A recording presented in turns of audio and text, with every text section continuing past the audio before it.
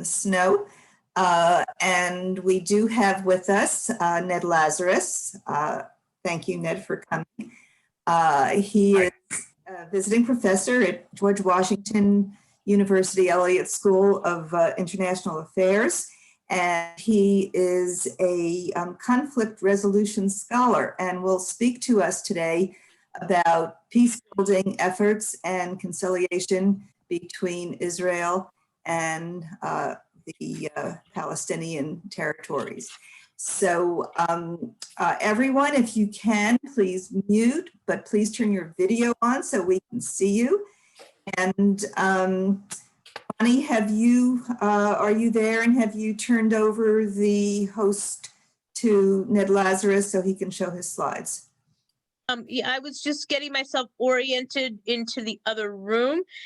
Ronnie, are you the one, am I host or are you host at the moment?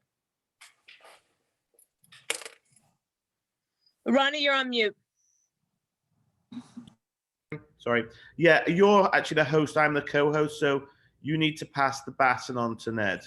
If you could make okay. It, Okay, I will go do that. I may be able to share my screen. Why don't I just see if it works? Ah, there you go. Okay, great. Okay, good. So with that, welcome, Ned, and it's all yours. All right, great. So good morning, and thanks for coming, and thanks for the invitation. I've heard of Beth Chai before. My father actually, I think, has come to Yom Kippur, has come to services. I think it was Yom Kippur, and he was very impressed, and thought it, he was happy even to know that it existed. It fits his philosophy, very, very well. So I'm glad to have this invitation. And it's a beautiful day outside, but nice. I hope everyone can get a chance to enjoy the snow as well after.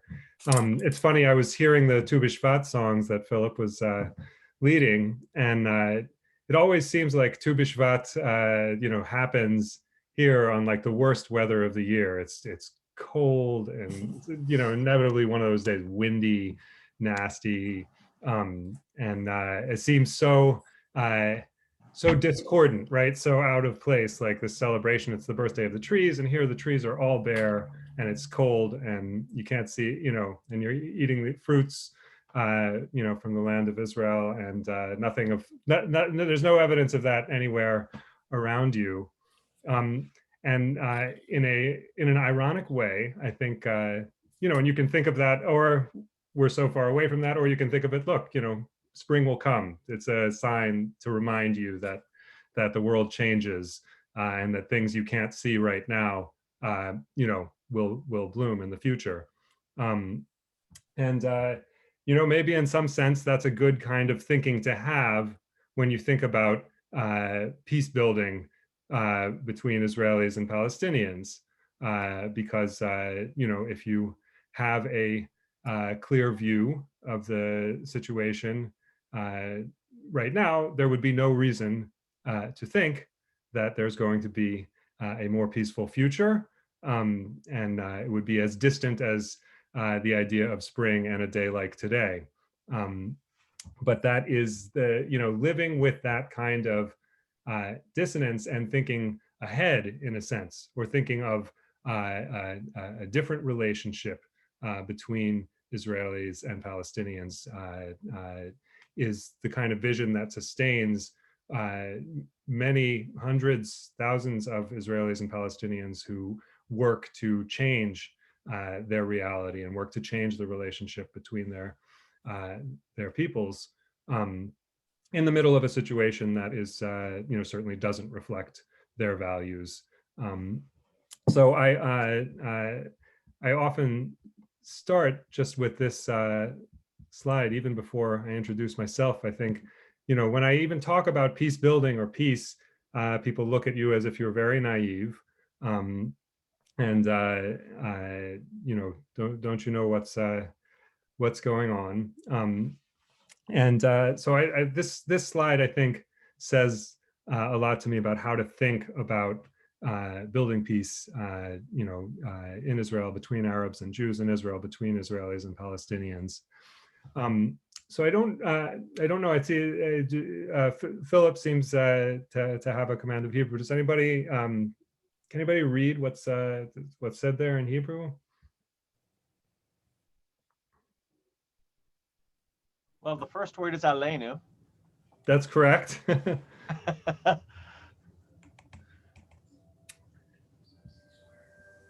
So well, I'll go ahead. I won't give you quizzes. I'm just a guest speaker. Too much in professor mode. Sorry. So this is a famous quote. It's written here in Hebrew and Arabic, and it is it's we must be the change we want to see in the world.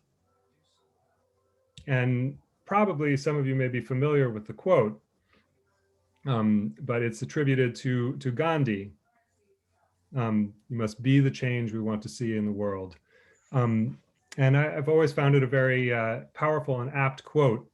And where it is right here, I took this photo at a special place in Israel, a school that's called Hand in Hand, the Bridge Over the Wadi.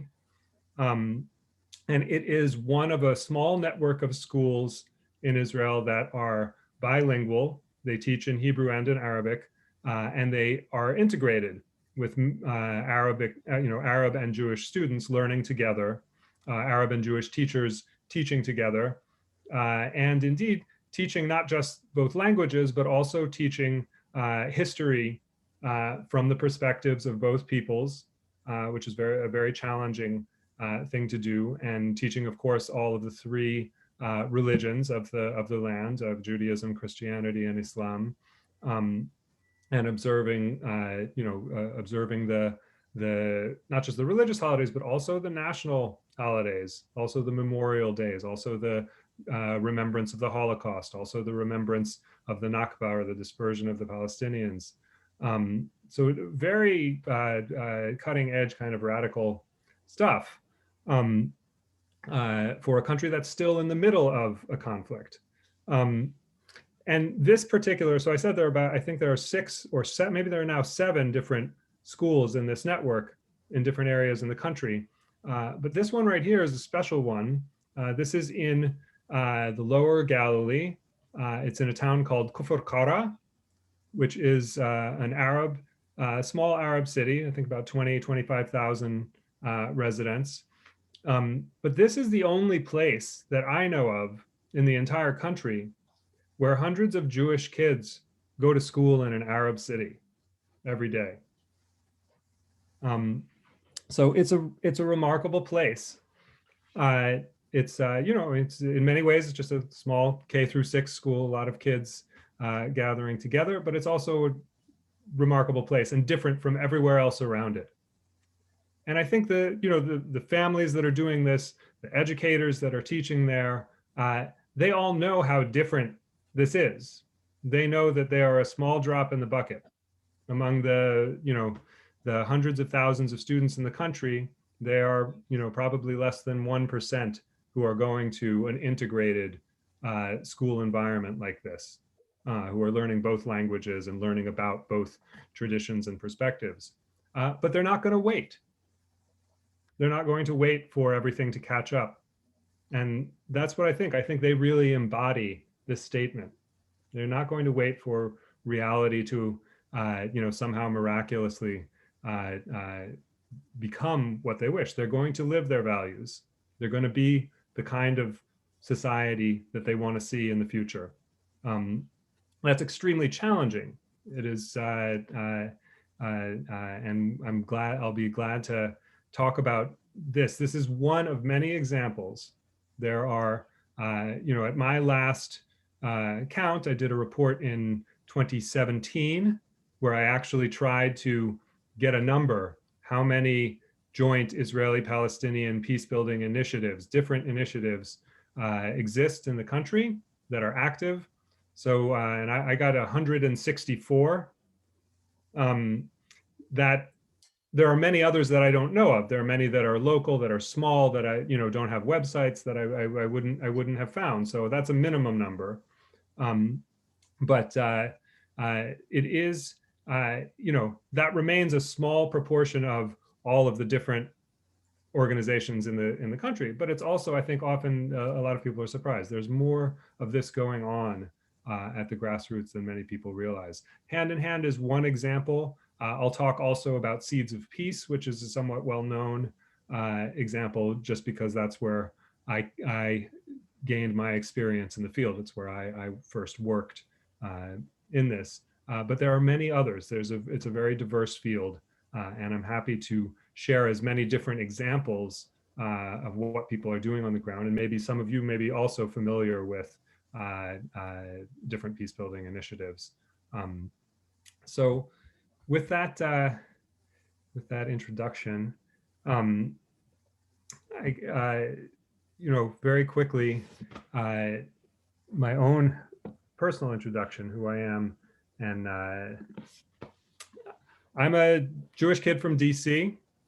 I grew up here, and my father worked in the Carter administration. We had a very DC family, very politically engaged and focused. And I say that when I was a teenager, I developed a kind of psychological condition that is, not uncommon among sort of liberal-leaning Jews of my generation at that age. And the worst symptom of this is delusions of resolving the Israeli-Palestinian conflict. So this is it's a very severe condition.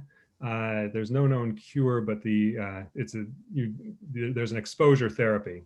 If you go there and get exposed to reality, this can at least rid you of the delusions for a while. But in all seriousness, really when I was a teenager, I was watching the news with my father and saw images of the first Palestinian Intifada, the first mass uprising of Palestinians in the West Bank, in Gaza and East Jerusalem, and right away, I felt this sort of confusion, cognitive dissonance. I felt this because I understood sort of two things about my identity at that time. I understood that, as a Jew, I look back at history through the eyes of a minority. I look at history through the eyes of people who had to struggle for freedom, for dignity, for safety, for equality, for a home. And therefore, my parents raised me on stories of the civil rights movement and raised me on stories of the Holocaust and raised me. So this was very deep and very clear that I support people who are struggling for their rights. This was axiomatic. And of course, also that I support Israel, because Israel was the place that the Jews who weren't lucky enough to make it to North America in time, that was the only place where they found their rights and dignity and freedom, etc. So when I saw those pictures, I was very confused right away. Who am I supposed to support here? In other places, when I saw tanks, facing off against, people who were demonstrating, it was clear who I was supposed to, have sympathy for, but not in that picture. I remember asking my father at the time, and I remember that he responded sort of angrily and uncomfortably, but I could tell it wasn't because he knew the answer. It was because he was struggling with the same question, and he didn't know what to tell me. So that kind of, lit this fire in my mind. And after that, I started reading everything I could about Israel and about the conflict. I started learning Hebrew. Went to study, a semester abroad there. Started learning Arabic, and finally, I started working for an organization called Seeds of Peace. Is anybody here? Have you heard of Seeds of Peace? No. I'm getting, yeah. So people definitely have heard of it. Okay, So it was a very new thing at the time. Yeah, I started working there, I think it was in the third year the organization existed. But essentially, it's a summer camp. The first part of it was a summer camp in Maine, where young people, teenagers from different sides of conflict, and especially the Middle East conflict, would come and live together in bunks, do everything you do at summer camp together, plus have 90 minutes a day of dialogue, of time sitting with facilitators to talk about the conflict, what their experiences are, what their views are, and to hopefully to hear, the views of the other side.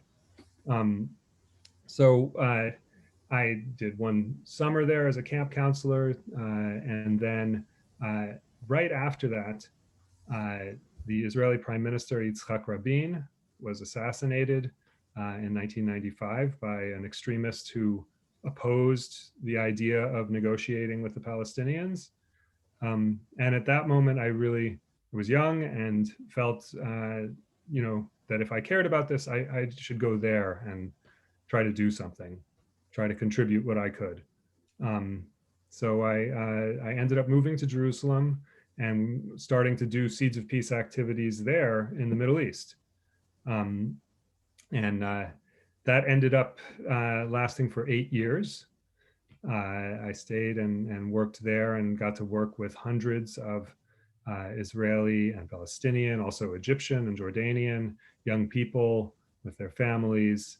It was an incredible privilege, and a powerful experience.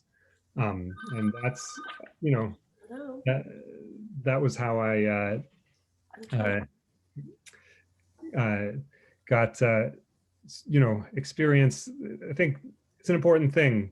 Before I got into academics and all of this, asking questions about it, it was working there and living there, and meeting people, watching watching their transformations, their sacrifices, their struggles, that informs what I try to do when I start writing and doing research about this.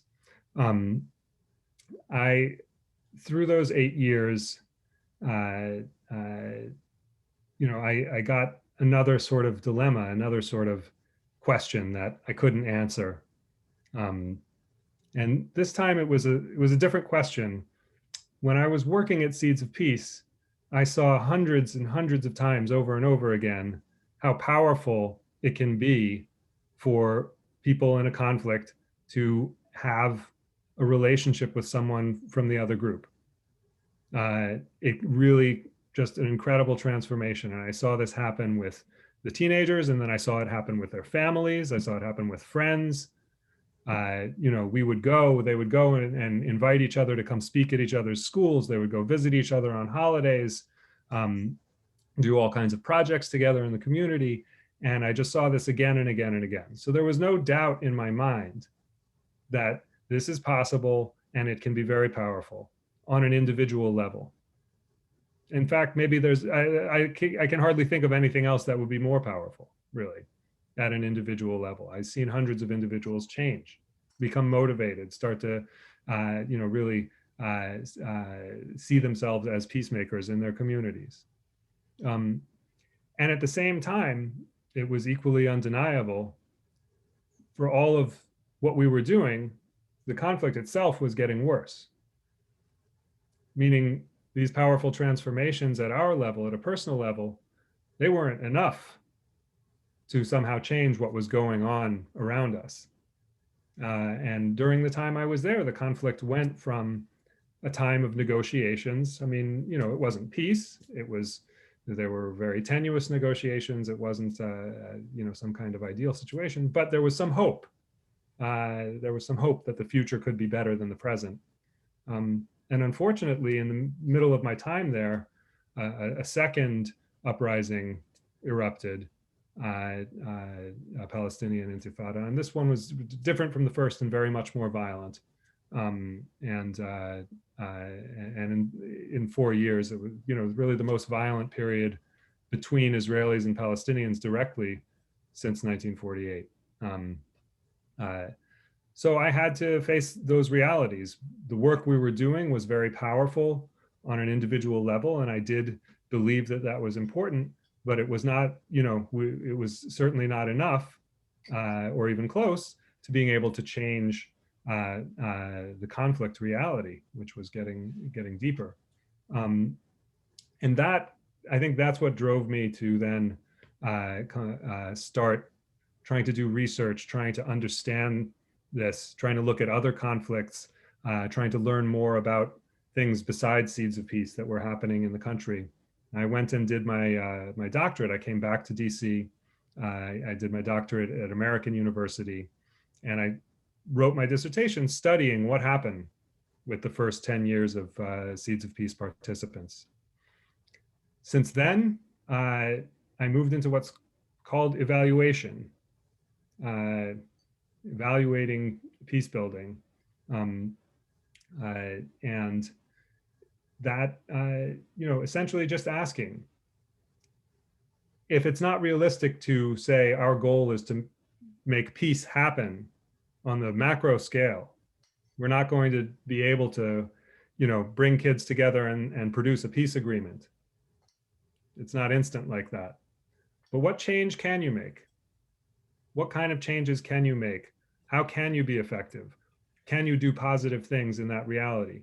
Can you build institutions? Can you build foundations that can lead to change in the future? And so that's the core of been the core of my research since. I now teach about conflict and conflict resolution and about peace building at George Washington, and I go there as often as I can. I've done a number of evaluations for different groups that fund this work in the field. Yeah, that's the background. I'm happy to share some of that, but maybe I'll even pause here, and I'd love to hear what interests you. What would you like to know? What's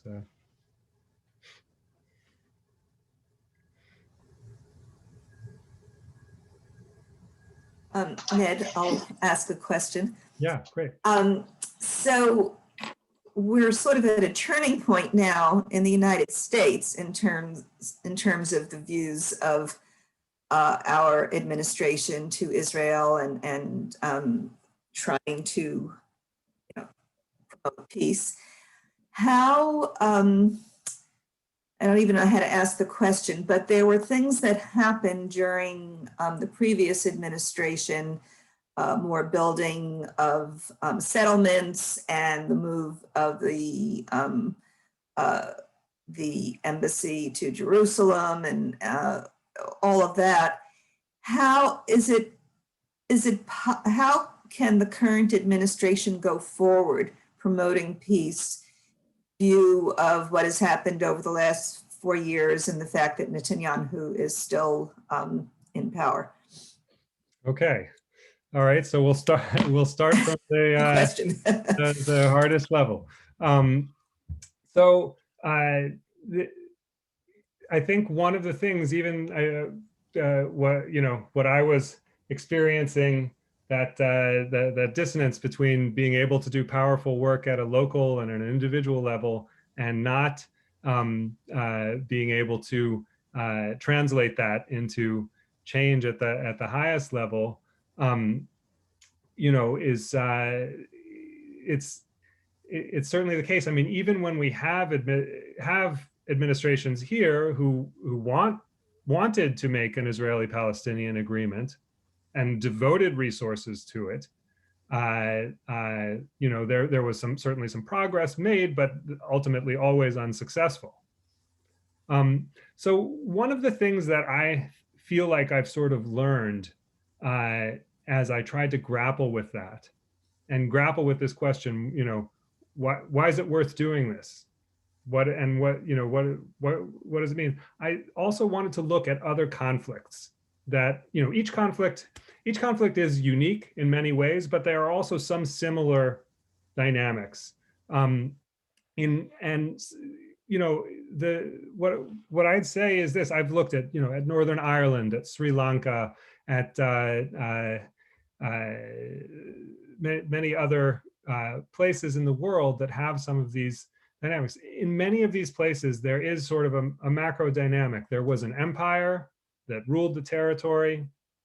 At some point, the empire decided they didn't want to stay there anymore. India and Pakistan, Kashmir, all these different cases.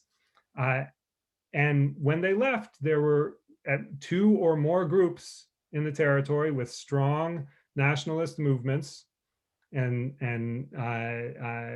different identities who competed for control of that territory. Now, I know that sounds very abstract, and it takes us out of our, out of the stories, the deep stories of exile and return and everything else. But the truth is, if you look over the map of the world, you can see different versions of this happening in dozens of places. And a number of them are what's called intractable conflicts. They're very deep conflicts that have been going on for generations. Whole generations of people have been raised in a situation where that's expected. And most of the people in these societies don't even believe that the conflict could actually be resolved. They don't really believe that. And the societies are built. They have tons of resources dedicated to protecting themselves, to supporting their identity, to fighting, wars if necessary, or just sort of stubbornly maintaining their identity in the face of pressure. And so in all of these situations, it's very hard. It's a difficult reality, and it's very difficult to change it. There are some places where we can see changes. So one of them is Northern Ireland, and that's one I've been there and spent a lot of time, studying that. What I'd say, even in the case of Northern Ireland, they have an incredible achievement. They had a terribly violent conflict, lasted for about 30 years. They achieved an agreement in 1998, and since then the violence is very low. And that's a tremendous achievement. No one should downplay that at all. If we could get to that in the Middle East, that would be amazing. It would be wonderful. It would save hundreds of people's lives every year. At the same time, when I went to Northern Ireland a few years ago, I was struck that even with 20 years of peace, the way that politics runs there, the way that people think about identity there is still very much driven by identity and separatism. There are murals all over the walls, not everywhere, but in many different places. There are 100 plus what's called peace walls. There are 100 plus walls between Protestant and Catholic neighborhoods that are still up. There are peace building programs there that are trying to work with the communities to get people to trust each other enough to take those walls down. So it was a reality check for me, in the sense that even the most successful case, and that's the most successful case, these conflicts are deep, they're tough, they have a lot of power. They have they've shaped people's lives and culture. So in some sense, I don't mean to respect it in the sense that it's good. It's a terrible, destructive thing. We're trying to change it. But you have to sort of respect that it is how deep-rooted it is, and that it is a very long process, that it's not a simple process, and there are going to be setbacks in that work. Now, you were talking about the Trump administration. What can the Biden administration do? I think for me, it's always important to recognize where can you make change and where are limitations. So the Biden administration has, I think, done some important steps already in a few days.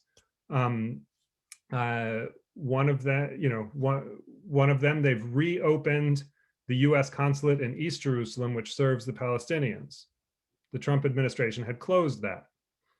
And so they're saying very clearly, we want to reestablish a direct relationship with the Palestinian Authority. We recognize that you're a separate nation, that we recognize that you have legitimate aspirations for self-determination. and we want to talk to you directly. We're not going to make you go through Israel to talk to us. So I think that's an important step. I think they will restore funding probably for US aid projects in the West Bank, things that the Trump administration had cut off. So I think they will try to at least reestablish a US relationship with the Palestinians. And they also, this was an interesting change. They didn't say that they're going to try and start negotiations right away. So usually the US administrations have all said, we want to reach a two-state agreement and we want negotiations. I think the way they phrased it was very smart. They said a two-state agreement is still our end goal, but we recognize that conditions on the ground are not conducive right now. And that's painful, but that's the truth.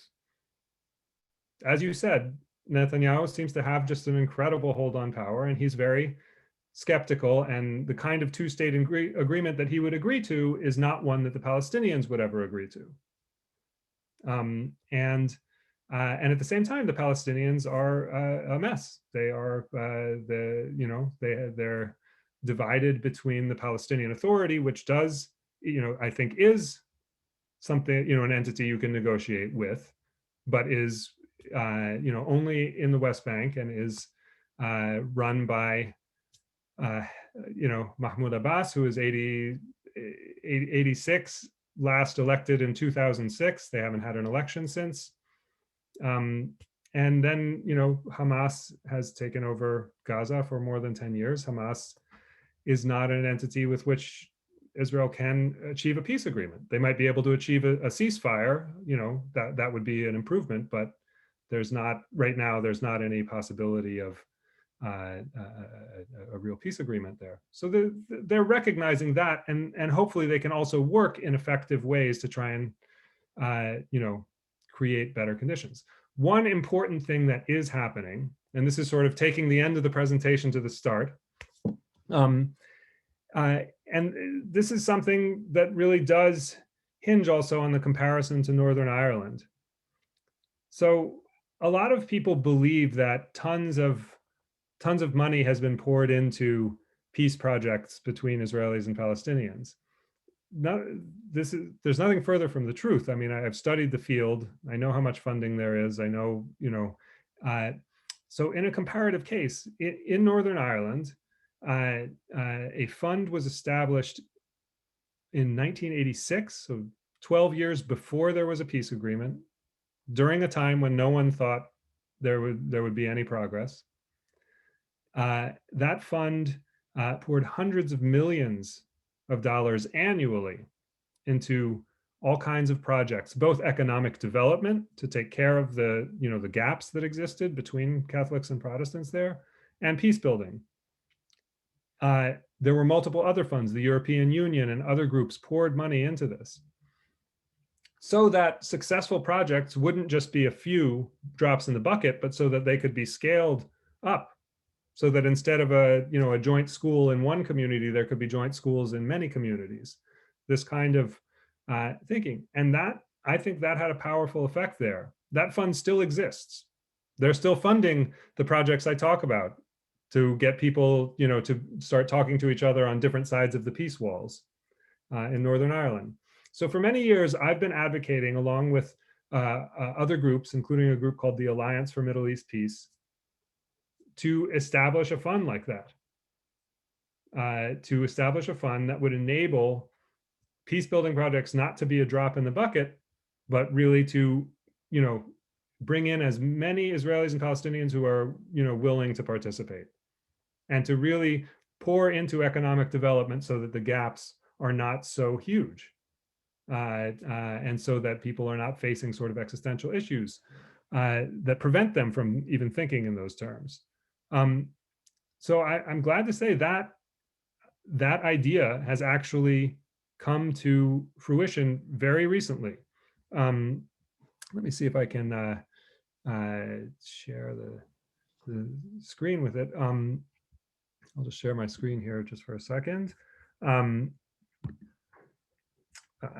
Sorry, this is a tech problem.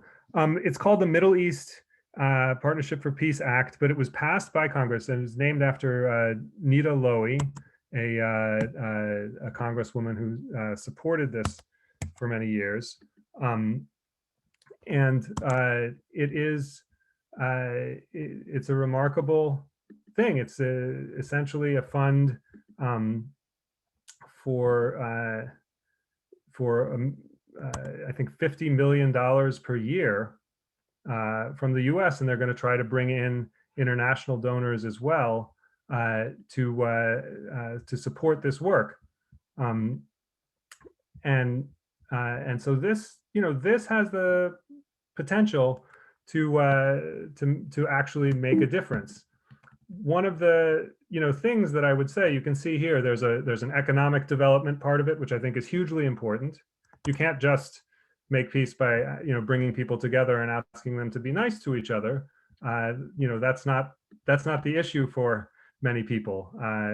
But with provision of economic development, of a better future, a better standard of living for people, and in addition to all kinds of programs bringing people together over shared issues, over environmental issues, over learning technology, over raising young people, camps, schools, et cetera. Through all these different things combined, I think you can, over a generation, really build a stronger foundation to support changes, the kind of changes that would lead to peace. So that is a significant development, and the Biden administration has been mentioning this right and left. They plan to support this, and though it was in the pipeline for years before that, it took a very long time to get there. It's got wonderful bipartisan support. It's also got Republicans and Democrats support. It's very important, because if it didn't, it wouldn't be sustainable. There's also sort of bipartisan support among Jewish community organizations. You have organizations further on the right side of the spectrum and further on the left side of the spectrum that are supporting this. And I think, again, that's very important for its sustainability. And not just Jewish organizations. You can see Churches for Middle East Peace and other organizations support this. So I do think that this is a long-term, this is a major thing. And certainly for the peace building field, this is a huge thing. The peace building field has been almost starved during the Trump years. They cut off all funds for joint work between Israelis and Palestinians. The Trump administration essentially cut off all funding of anything with Palestinians. It was a very, all right. So I would say that to me, that's the major news on the macro level. I do think what happens on the macro level in the peace process isn't going to be dictated by the US. It's going to be changes in power there.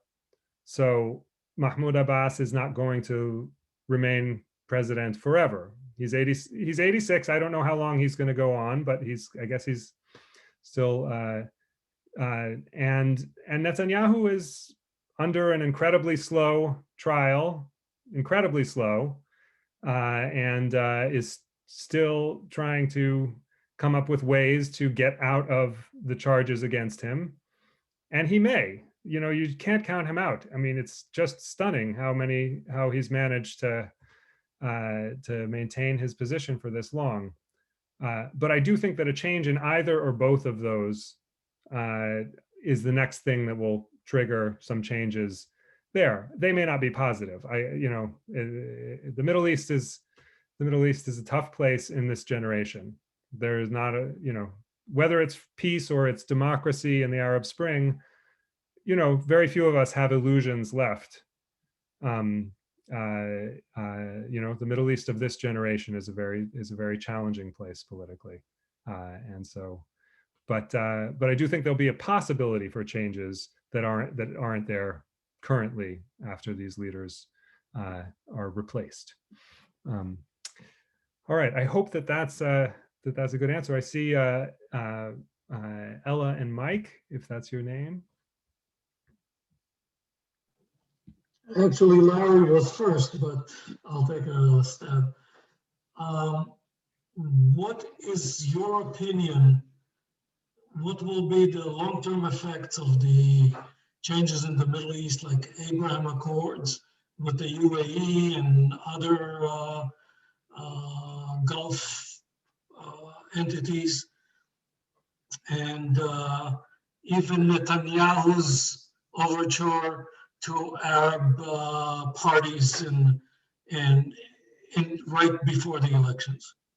So, excellent. That's an excellent question. And if it's okay, sometimes I'll take a question and also connect it to. So I am not a big fan of the previous administration. But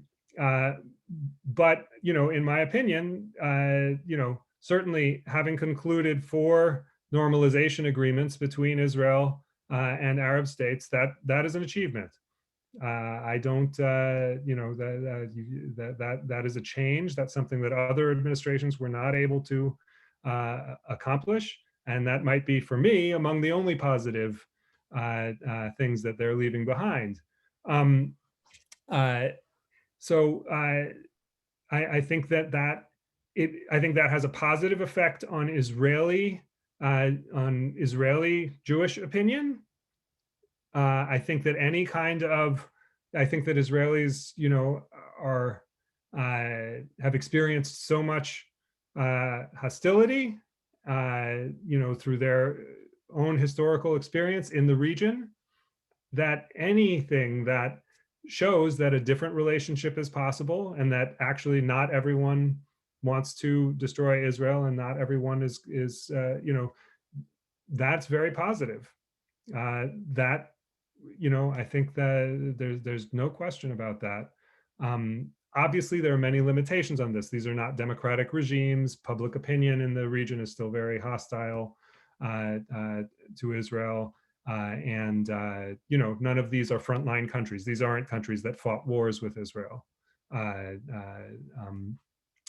So there, there are limitations, but and these are not as important as the peace agreement with Egypt, or Jordan. Those are transformational. Those are enormously important foundational agreements for Israel. But it's, to my mind, it's certainly helpful on the Israeli front, and again offers a sort of, if peace became something of a negative word for many Israelis. They thought peace is just means we withdraw from territory and then people shoot missiles at us, or we withdraw from territory and there are suicide bombings. So peace, people became very skeptical of peace. This again gives a sort of positive component. Peace opens relationships for us. It opens business opportunities for us. It lessens the hostility in the region. It create, we have alliances here. That has a positive impact. On the Palestinian side, one of the conditions of such conflicts is that people view the same thing diametrically opposed. So for the Palestinians, those agreements are a betrayal of they expected the unity of the Arab world. They feel so weak compared to Israel. The Palestinians who are, they can't even travel between their own cities without, getting the permission of the Israeli military, which is the most powerful military in the region. Israel is the, amazing high-tech superpower, so economically developed, and it controls, their lives. They look up at Israel as, this giant. And so among the only things that makes them feel that they have any leverage is the sort of, we have the Arab and Muslim world united behind us. And so whenever an Arab country says, okay, you know what, we're actually going to conclude an agreement with Israel, regardless of how they treat you, that's seen as a betrayal by the Palestinians. So that's certainly how the accords have been received by the Palestinians. In the end, I don't think it's a negative thing. I think that lowering the temperature in that region is helpful. It's there are so many, and I I think also some kind of a message to the Palestinian leadership that it doesn't make sense to hold out forever with maximal demands is not necessarily a negative message. That, you know, a little more realism is a good thing. But again, from the Palestinian point of view, again, they have so little and feel that they have lost so much that there's a sense that we don't have anything more to give. If you want us to have something called a state, then we can't give up anymore to the settlements and to the separation barrier and all of these other. So it's viewed differently by both groups for sure. But I would say that it's a positive, for me, a net positive. But it's not going. I don't think it's going to transform fundamentally the Israeli-Palestinian relationship. I think it's a small positive contribution. I welcome it. I'm glad. I think it does have a positive effect on Israeli public opinion, and that is an important thing. But the other level, so those agreements are called normalization agreements. That term I heard all the time among Palestinians, and that was like the greatest challenge for Palestinians and Arabs who wanted to engage with Israelis. They were attacked with this term, this stigma that you are normalizing. So normalizing is a term that in Palestinian society is seen as, you're an Uncle Tom, you're a sellout. You are giving up our rights, and you're, making friends with them while they're still oppressing us, and while they haven't, dealt with any of our issues. And that was always a huge challenge in this work. And it is enormously challenging work. Everyone who participates in these projects gets criticized by their friends, their relatives, their teachers. There's a tremendous backlash against people who reach out to the other side, including young people. I mean, I saw this, everybody who ever did Seeds of Peace was criticized, whether they were Israeli or Palestinian. But it's particularly harsh in Palestinian society with this term normalization.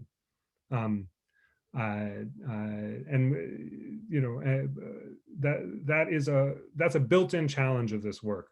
And it takes courage for people to persist in it. I always really admire. And I do also think for us far away, if you find organizations that you find their work inspiring, I think our support really does make a difference. People, obviously financial support, that's a big challenge for any organization anywhere, but also just, these are people who are going against the grain. These are people who are challenging taboos and norms in their society. And I do think that feeling that support from people abroad does make a difference. All right, I hope that's, so William Heller, you had your hand up? Yes, I have a question in regard to your organization, Seeds of Peace. One of them is, what type of metrics do you use to measure your progress?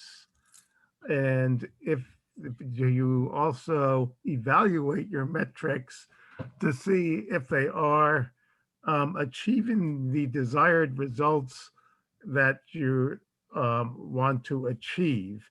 One of the examples I had heard in a presentation a few years ago, they asked Israelis and Palestinians what could they agree on, and they both agreed on combining their sewage operations. They had joint sewage operations. Nobody cares about sewage that much. And so presumably this has been going on for some years. Is this still going on? But how are you going to measure progress? Because you mentioned this Middle East Partnership for Peace Act. They have funding for it. how is it going to be measured is the question. So that's an excellent question, and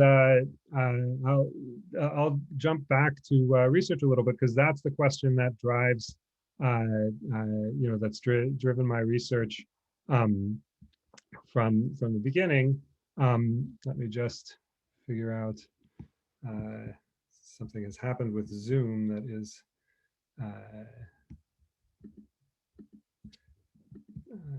sorry. I'm sharing the screen. That's the problem. All right, there we go. So this was the question. What you said. What metrics? So in my research, I have that's what it's about, evaluating the impact of peace building interventions. A quick overview. So this is my doctoral dissertation. I followed the first 10 years of participants, and just the metric that I decided to use was how many of them stayed engaged in peace building activity as they grew from 15-year-olds into young adulthood. As the situation transformed into an intifada, and as Israelis went to serve in the military, which were all challenges. That was my first big study of this. I did evaluations after that for the largest funders in the field. So for USAID, studied 25 different projects. For the EU, 36 different projects, and another study for the US Institute of Peace, and then a comparative study of the International Fund for Ireland. I'm happy to share this, by the way. I have this 2017 report, I think sums up my thoughts, and I think it's still very much relevant. So I'm happy to share that afterwards. But a quick, look at the question you're asking. So we'll take the case of Seeds of Peace. That was my first one. We're looking right here at the first group. They were actually at the signing of the Oslo Accords between Arafat and Rabin, on the White House lawn. This is the first group of Seeds of Peace participants in 1993. So what happened with them? We know what happened with Arafat, with Rabin, with Clinton, with the peace process. But what happened with all these young people who were part of this? My question was, how many of them stayed engaged in peace building over the long term as things changed?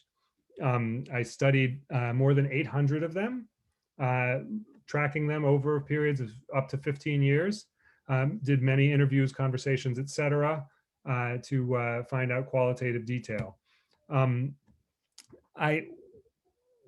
This is a photo taken in 2008 of adult graduates of Seeds of Peace. So this is, for many of them, 10 to 15 years after they were teenagers at the camp. These are Israeli Seeds of Peace in their 20s, maybe even early 30s, and they're demonstrating against closing files on police brutality against Arab citizens. And there's a specific reason, because one of their friends, who was a very active Seed of Peace, a young Arab citizen, was killed in 2000 by police. So it's something that has an echo here in the US also. But these guys, they're adults now. They're not naive. They've been through a great deal. Most of them have been in the army. And it clearly remains a very powerful, meaningful thing for them. And then again, at the same time, you have that limitation. You can see that these are motivated people who are ready to stand up for their values and stand against the tide in their society when necessary. At the same time, they're not able to change. They weren't able to change, that policy.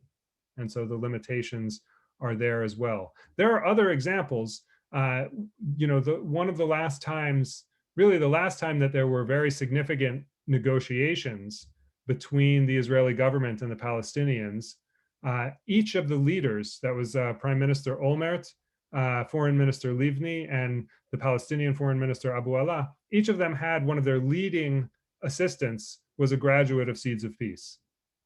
And I interviewed every one of those assistants, and they all said, of course, I wanted to do this because as a teenager, I had this powerful experience that made me want to work to resolve the conflict.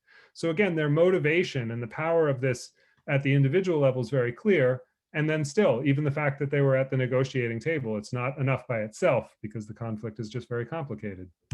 So key findings from my Seeds of Peace study. More than half of the alumni were very engaged in peace building activities for 2 to 3 years after going to the camp. So it survived, in a sense, the re-entry to society, which is often a very big barrier. Then after high school, the Israelis, have compulsory military service. So that was very painful. That was very difficult. The vast majority of Israelis, believe they need to do this. This is an important part of Israeli life. It's a norm that's expected. It's not just on the Palestinian front. Israel, also faces threats from Hezbollah and Iran and other places. So this was, they went and did the military service. For Palestinians, it's very painful to see people who are their friends wearing the uniform of the army that occupies them in their mind, and not in their mind. I mean, right there on the ground, that the soldiers that stop them when they have to travel between any place in the, what they consider their country. So it was a challenging thing, and it did lead to a drop in activity. An important thing for me in terms of long-term impact, I found 144 graduates at that time. I think there are some more that I found afterwards, working at full-time in peace building initiatives after the army service as adults, Israelis and Palestinians, in their 20s. And they worked for more than 40 different initiatives. So to me, that's a significant number. It's a much higher number than you're going to find in the population. And to me, that was significant impact. Another important thing, it was similar numbers of Israeli and Palestinian alumni that were doing this, even though, things are so different for Israelis and Palestinians. And maybe the most powerful thing that I found was that there were sort of two things that were associated with staying engaged in peace building long term. And those two things, it wasn't gender. It was about equal between boys and girls. It wasn't nationality. It was about equal between Israelis and Palestinians. And it didn't change the groups that went during the peace process years and the groups that went during the Intifada years also. About the same levels of engagement long term. The things that mattered were whether there was follow-up activity when they came home from camp, because some groups didn't have that in the early years of the program. And then some, about 30% of them got invited to return to camp a second time. And among that group, long-term engagement was a majority. And among the ones who didn't get invited back, it was much smaller. It was pretty small. So to me, that was remarkable. That meant that even in this difficult reality, the choices we made as an organization, as a program, mattered. They made a huge difference. And in fact, they were the most important things that determine whether someone stayed engaged over the long term. This is just to show there were many different organizations that people were working for, and many different, some of them are politically radical, some of them are very politically mainstream, but all of them are Israelis and Palestinians working together and for common goals. So to me, that I certainly felt from that. Here are just a couple of quotes from a Palestinian graduate and an Israeli graduate about how they see it. It did affirm it's not for everybody. It was 18%, so that's not a majority that are doing that work long term. But to me, I think it was. I took it as evidence that there is powerful impact and that it is worth pursuing. All right. So I'd be glad to share more. You asked about metrics. I mean, metrics are very important. I would say that's one metric, but there are a lot of different kinds of organizations. In the field, you have all these different kinds of organizations. Some of them are doing, you mentioned the sewage. So two of the, I think, most important peace building organizations are environmental organizations. The Arava Institute for Environmental Studies and EcoPeace Middle East. Those organizations are joint. EcoPeace is Israeli, Palestinian, and Jordanian together. They work on sewage, they work on water, they work on energy, and they work on pollution. And they emphasize to everybody, these are shared problems. Our water, if there's no water, we're all going to, that will affect all of us. If the Palestinians don't have enough water, which they don't, then that's going to cause conflict with Israel. If the Palestinians don't have sewage facilities, that's going to pollute Israel's waters. If the Jordan River stays as it is, which is unfortunately the upper Jordan River, is polluted and it's like a little creek. It used to be a river. So the Dead Sea is drying up, as we know. So there are tremendous environmental challenges there, and these organizations emphasize that is a mutual shared interest.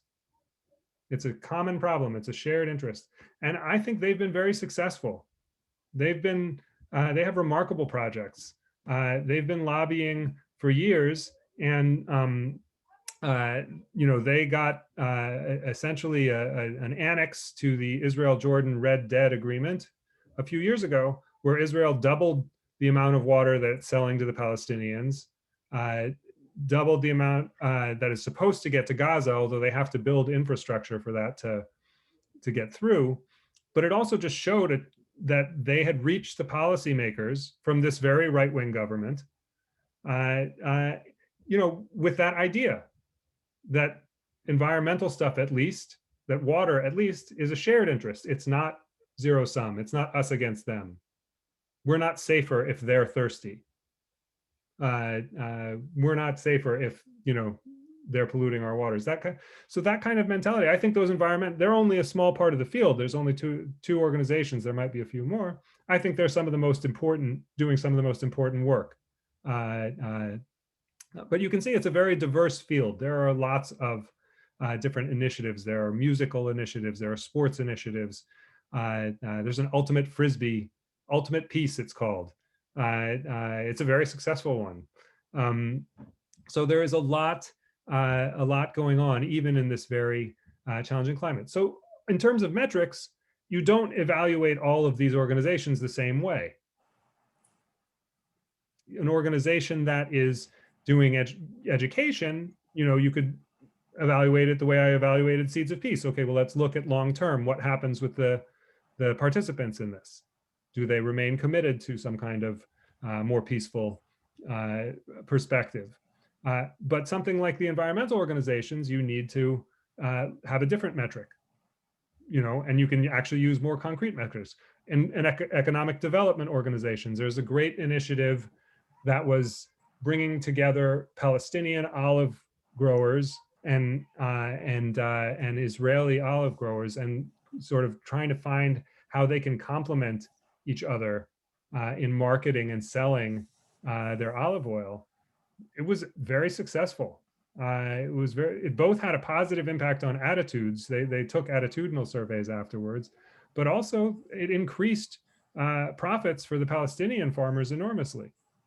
So there's a different concrete indicator or metric that you're using to evaluate that. It's more of a development project, but it also has an effect on attitudes. So in each of these fields, you need to come up with your own metrics. For an advocacy organization, which is probably the most common, they're advocating changes in policy. You need to look for changes in policy. There is one more organization that I do want to mention, which I think has achieved maybe the highest level of change. So there's an organization called Sikui. Sikui means opportunity or chance in Hebrew. It's a joint Arab-Jewish organization in Israel advocating for equality for Arab citizens. And they're an advocacy organization. Most of what they do is, changing policy. We want to see Arabic language everywhere. that Arab citizens, need in public spaces. We want to see transportation lines opened up to Arab towns. We want to see, we want to see equal media appearances or proportional media appearances for Arab journalists. They set up all kinds of different projects like that. But their biggest achievement is called Decision 922. It was taken in, I think, the end of December 2015. And it is a sea change in the way the government allocates money to development in the Arab sector. It's remarkable. It's the biggest change in history. Basically, what it says is that the government has to stop budgeting for the Arab citizens as if they lived on a separate, in a separate planet, or they're a separate group. The budget needs to be proportional to their proportion of the population. A simple thing. It doesn't just say that. It says it acknowledges that they haven't been doing that for many decades, and therefore there needs to be money invested to make up the gaps in infrastructure, in transportation, in all kinds of other fields. And it allocated 15 million shekels, I think about, 4 or 5 million, billion dollars over 5 years to equalizing these things, to building up capacity and infrastructure. You probably haven't heard of it because it was passed, remarkably enough, again, by this extremely right-wing government. And so they didn't want to shout it from the rooftops. Their voters don't like it. But very interestingly, Benjamin Netanyahu, who personally I am no fan of, he supported this.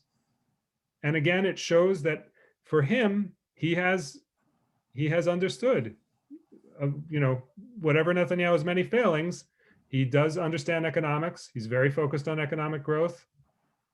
And he understands if the Arab citizens, 20% of Israel's citizens, are not participating in the economy, are not working, are poor, are living off the state, don't have the education to make it in a 21st century economy, that's going to bring Israel down.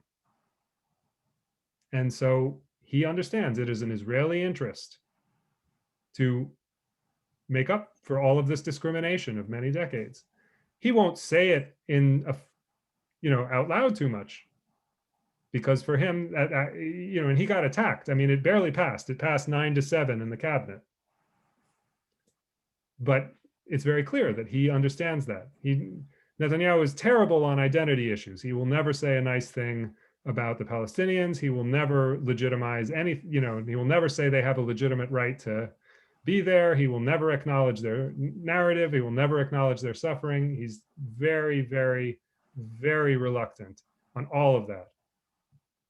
And it's unfortunate, and it matters. But on this economic issue, he gets it. And Ned, I think Flora has a Oh, yes, I'm Flora, you've question. been very patient. I'm sorry. Go ahead, Flora. Unmute Flora. Flora, unmute.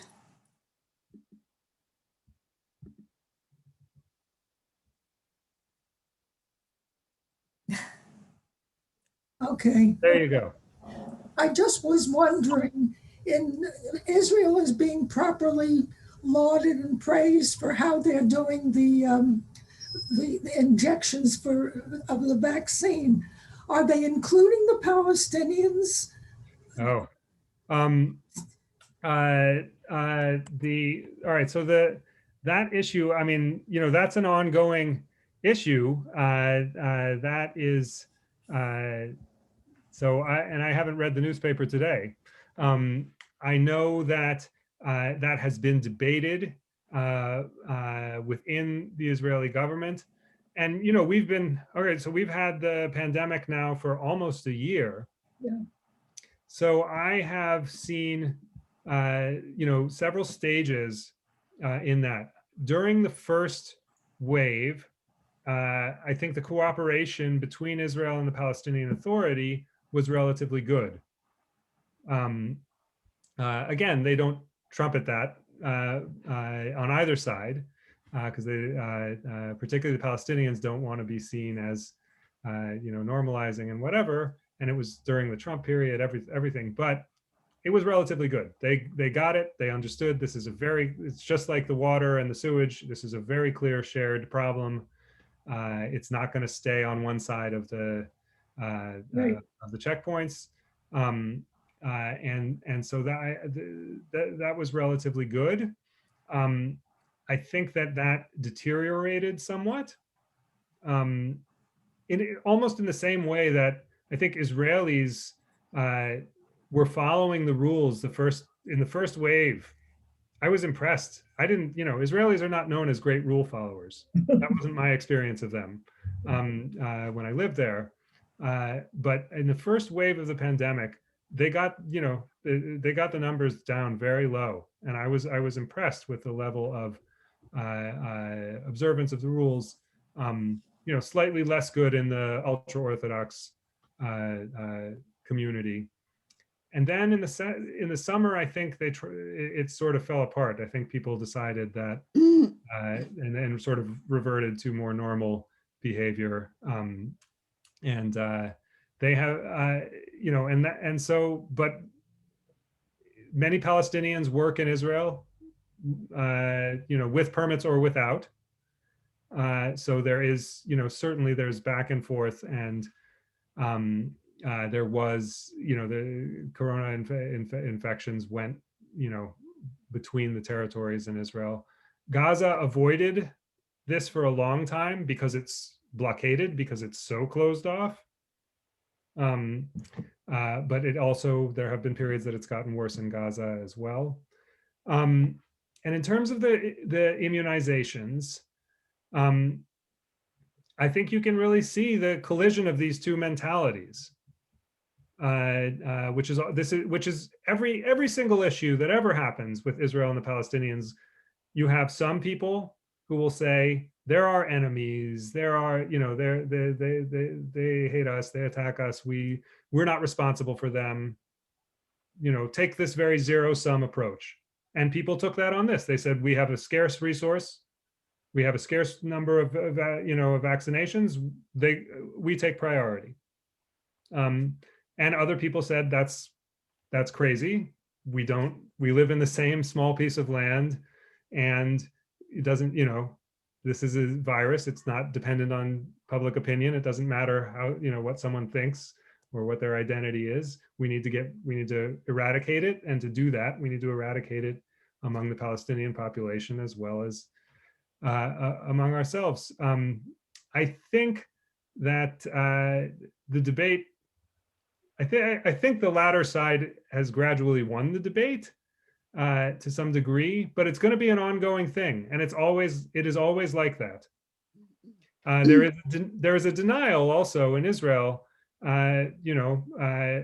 of the fact that they still control the entire territory, and that gives them responsibility for the Palestinians. That's part of the Israeli debate. Much of the Israeli population would like to control all the territory without any responsibility for Palestinians or without giving them voting rights. Ned, I think we're running out of time. Inna Stavitsky has had her hand up. This is great. Probably our last question. Oh, there's just a small remark, because I just read recently, probably a couple of days ago, that Israel is receiving a significant amount of vaccines from Russia, specifically for the Palestinian population. I don't know where it's going to go, to Gaza or West Bank. I haven't read about that, but it's specifically for Palestinian population, and it's a large amount of vaccines. And this was exactly the reason that they are coming back and forth across the borders or whatever. And a lot of them are working in Israel. And it's a must that they have to be vaccinated. Yeah. So it's coming. It's going to happen. Yes. No. And it is. I mean, one thing about Israel, it's just a fascinating society. I mean, it's both.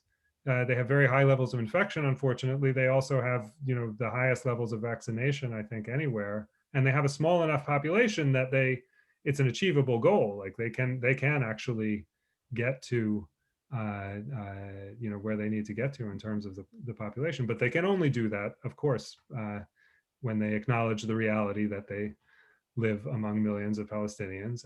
And it was also mentioned that the Palestinian Authority never asked for this. They suppose that Israel is controlling the situation, and it's Israel that is supposed to take care of them.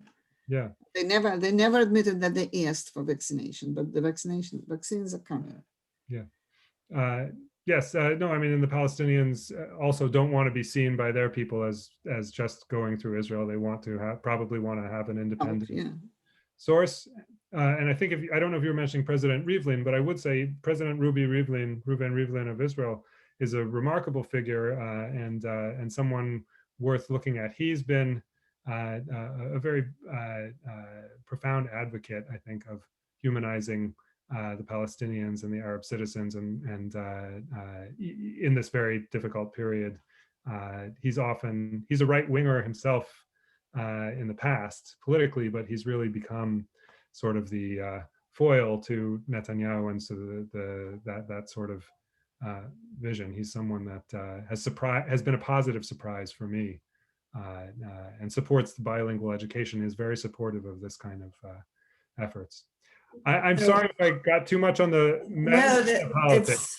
It's fine. I think it's a topic that we could probably go on a lot longer, but we've already gone over a bit. So I think probably that's it for the questions. But I don't know if you wanted to have any final comments, but I certainly want to thank you for being with us in such a complicated, difficult topic, and I think we all really appreciate it. Thank you so much. Here, let me share this report. I think I can do it right here. Great. And it's also available online. I'll give you the yeah, if you send that to me, I can circulate it to everyone. Okay. So let me see if this. I'm trying to put the. Oh, all right. I'll send a link for it here.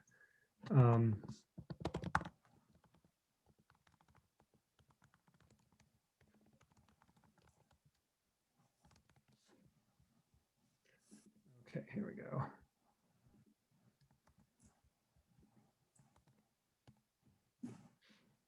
Okay, great. Right there in the chat is the link for it. Wonderful. Maybe just in case I have trouble, maybe you could also by email just send me that, and I'll be able to distribute it to people who weren't on. Yeah, I'll be happy to. That would be great. Thank you so much, and enjoy the snow. Thank you. Yeah, my kids have been throwing snowballs at each other outside the window while we've been talking. So I'm going to go join them. Okay. Thank you again. Thank you, everyone. Thank See you. next week. Let us know. You too. Thank you. You will. Thank you. Bye. Bye.